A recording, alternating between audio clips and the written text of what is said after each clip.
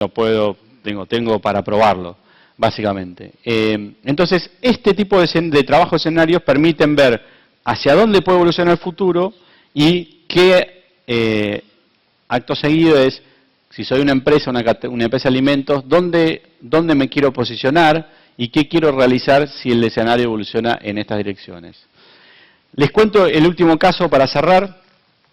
Básicamente, una pregunta que nos hicieron Borbaya. Borbaya es la Cámara de Bebidas y Alimentos de Irlanda.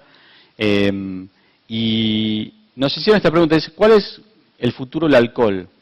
¿Puedes ser un poco más específico? Sí, bueno, más específico. ¿Cómo va a evolucionar la industria alcohólica para el 2020 y qué oportunidades presenta para las compañías irlandesas? Cuando digo compañías irlandesas no estoy hablando de Diageo, ¿sí? Estoy hablando de una compañía pequeña. Por ahí es el taller que, no sé, mi abuelo creó, que produce esta cuestión más local, más artesanal, ¿sí? Que porque está en Irlanda y se vende buenísimo, pero que los tipos dicen, se nos viene la noche. Entonces, ¿por qué no nos cuentan qué puede pasar? Con ellos el proceso de trabajo fue similar al que les contaba al final, recién con el tema de tendencias, de cambio. En la fase 1 hicimos un escaneo de tendencias y driver. Básicamente nosotros dijimos, bueno, ¿qué cosas están cambiando? ¿Qué es un driver de cambio? Cosas que están sucediendo hoy en la sociedad que van a hacer que el alcohol, digamos, cambie en los próximos 5 o 6 años, ¿sí? Detectamos 59 drivers y tendencias. Lo que hicimos fue después, con el cliente, determinar cuáles eran los más relevantes, porque por ahí había algunos que eran relevantes para empresas grandes o para empresas de Estados Unidos, no para empresas de Irlanda, y en este horizonte de cambio, ¿sí? Y después lo que hicimos es identificar qué implicaciones había. Y detectamos, acá no hicimos un escenario como el de obesidad que les mostré recién, sino que detectamos lo que llamamos fuerzas de cambio. Y básicamente, les voy a dar un ejemplo. ¿De dónde viene el vodka? ¿De dónde viene el vodka? Rusia. Rusia, sí, pero también viene de Suecia, Absolut de Suecia, ¿sí? O, por ejemplo, de Escandinavia, esta marca, o este que viene de Francia, Grey Goose, o este que viene de Europa, en algún lugar de Europa. Incluso hay un vodka, creo, de Alaska y otro de Hawái. Entonces, ¿qué es lo que está pasando? O sea, en realidad se está democratizando la fabricación de productos de calidad, ¿sí? Un ejemplo de esto es este whisky, se llama Amrut. Es un whisky de single malt de India.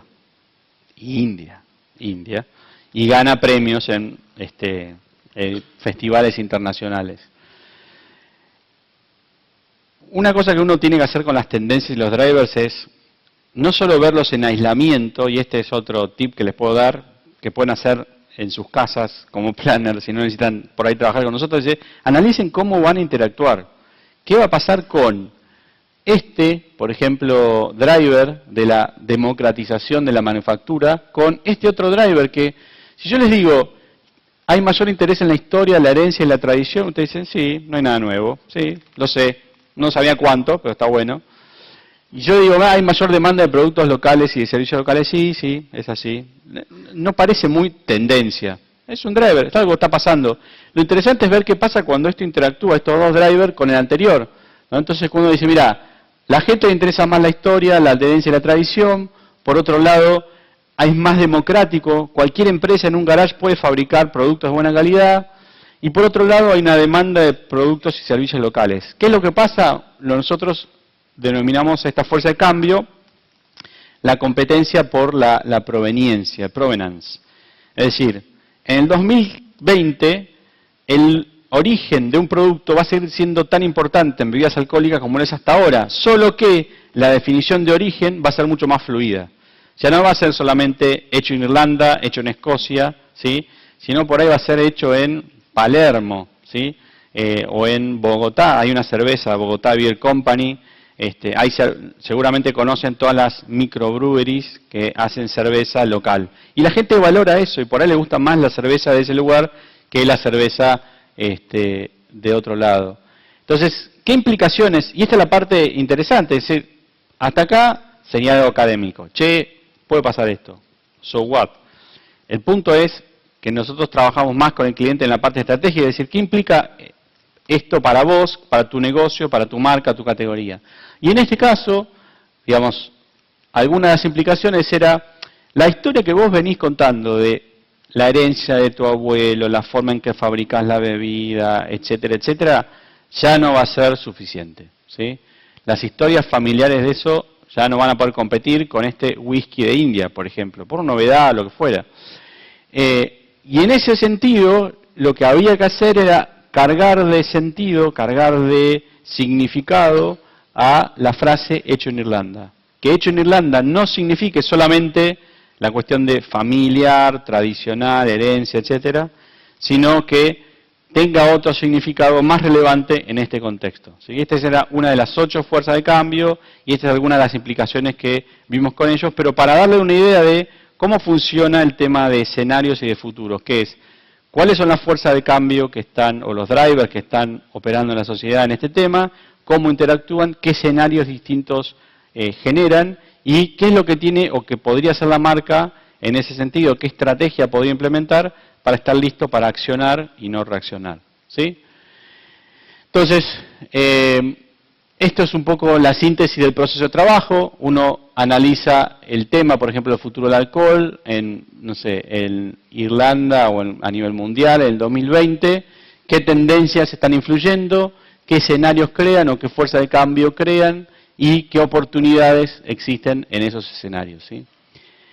Y para terminar, una frase, que es el segundo slide, que repito el de ayer, pero me gusta, tiene que ver una frase de William Gibson, es un autor de ciencia ficción, escribió Neuromancer, que dice, el futuro ya está aquí, solamente que no está bien distribuido. O sea, hay cosas que están pasando, que son pedacitos de futuro, que hoy son muy nichos, son lo que algunos llaman weak signals o señales débiles, ¿sí? Pero si uno presta atención, muestran cómo va a ser la sociedad, el futuro en 10 años, 5 años, 20 años. ¿Sí? Entonces, muchas gracias.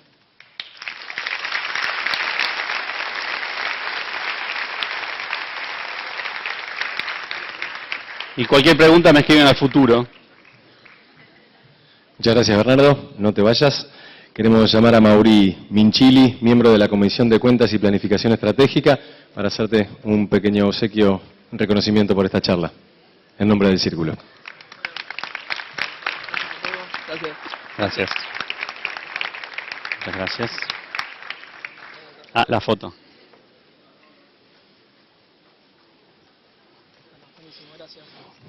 Ahora sí, nos vamos acercando al final y antes de cerrar el Piensa 2014 con la siguiente charla de Carlos Bayala, queremos darle la palabra un segundito a Mauro Ferraro, presidente del Desachate 2015.